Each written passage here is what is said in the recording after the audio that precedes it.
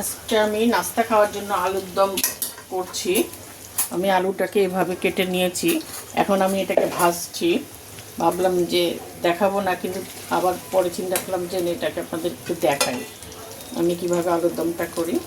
এটাকে আমি ডুবো তেলে ভাজতেছি। এটা ভাজা হয়ে গেছে আমার, আমি আর ভাজবো না, একটু লাল লাল হয়েছে। এখন এটাকে আমি আস্তে আস্তে উঠিয়ে নিই।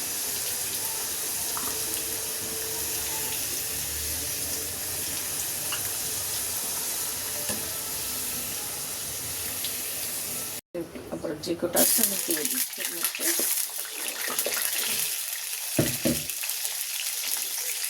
এটাও ভাজা হয়ে গেছে, আমি এটাকে এখন উঠিয়ে নিই। আমি একটা কড়াইতে তেল দিয়ে নিয়েছি, এখন আমি একটু পেঁয়াজের পেস্ট দিচ্ছি। এটাকে আমি ভালো করে একটু ভুনা করে নিচ্ছি।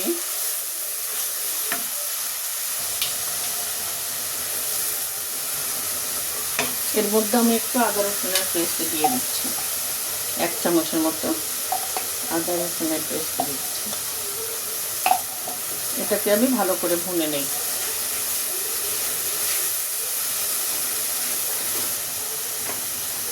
পেঁয়াজটা ভুনা হয়ে গেছে, এখন আমি এই পানিটা, ব্লেন্ডারের পানিটা এর মধ্যে দিয়ে দিচ্ছি।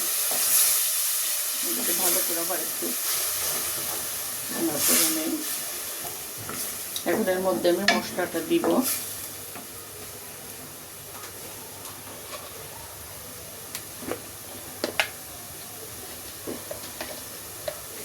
এক চামচের মতো হলুদ গুঁড়া দিচ্ছি, 1 চামচের মতো মরিচের গুঁড়া দিচ্ছি, ধনের গুঁড়া দিচ্ছি, কাছাকাছি 1 চামচের জিরার গুঁড়ো দিচ্ছি, 1 চামচের কাছাকাছি।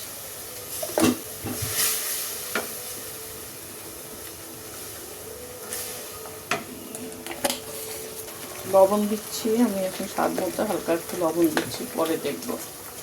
আমার এই লবণটা খুব লবণ হয়ে যায়। একটু গরম মশলার গুঁড়া দিচ্ছি, ছাই গরম মশলার গুঁড়া।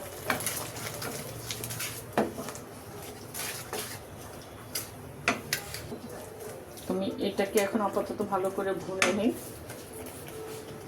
মশলাটা কষানো হচ্ছে, এখন আমি 1 চামচের মতো টমেটো সস দিয়ে দিচ্ছি।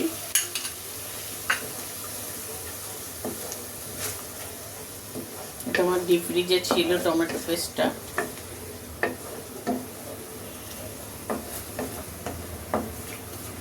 আপনাদের কাছে টমেটো থাকলে একটা কাঁচা টমেটো ব্লেন্ডারে পিষে দিয়ে দিবেন।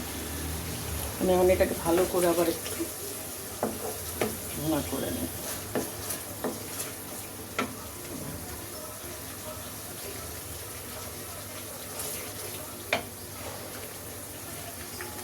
মশলাটায় তেল উঠে গেছে দেখেন। এখন আমি আলুটার মধ্যে দিয়ে দিব।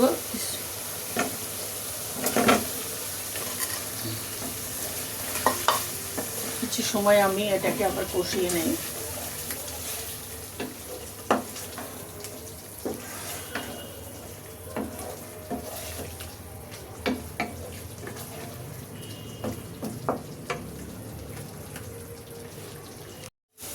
কষানো হয়ে গেছে, এখন আমি একটু পানি দিয়ে দিচ্ছি।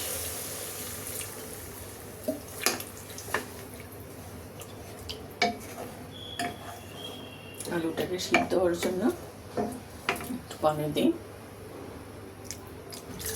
এটাও একটু বোনা বোনা হবে।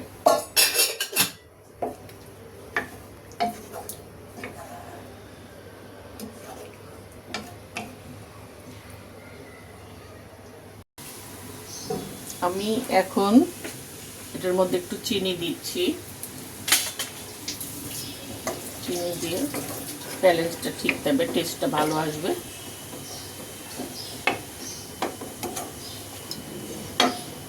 এখন একটু ধনে পাতা কুচি দিয়ে দিচ্ছি।